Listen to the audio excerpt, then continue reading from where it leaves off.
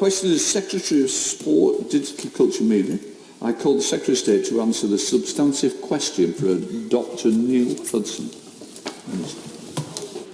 Thank you, Mr. Speaker. With your permission, Mr. Speaker, I will answer this with question 2.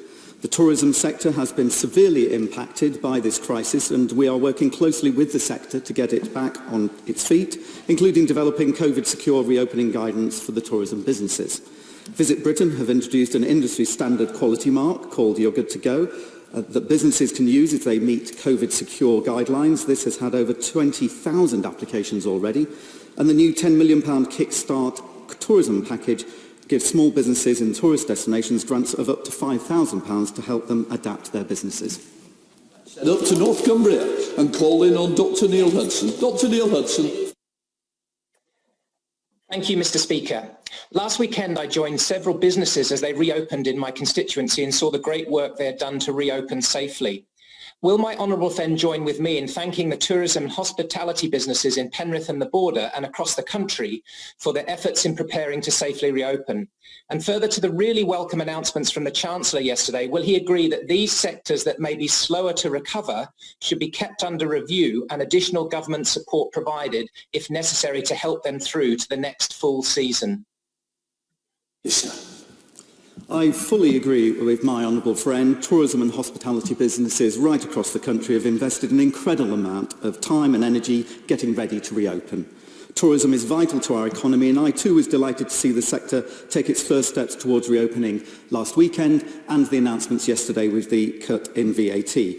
Earlier this week I participated in a round table organised by Cumbria Tourism, who I know the honourable member has been working very closely with. I'll continue to monitor the situation and engage very closely with business. Sir Geoffrey Clifton-Brown. Thank you, Mr. Speaker. My honourable friend will know from his visit to the Cotswolds last Saturday how important tourism is.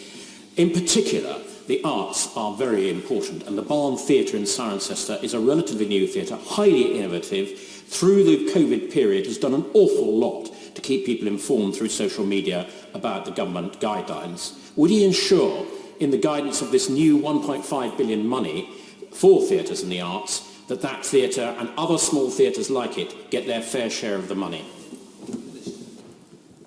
Well, I'd also like to thank the Barn Theatre for all they have done to help the local community during the coronavirus crisis, and indeed tourism, leisure and arts businesses right across the country, and it was a pleasure to visit some of them in his constituency last weekend.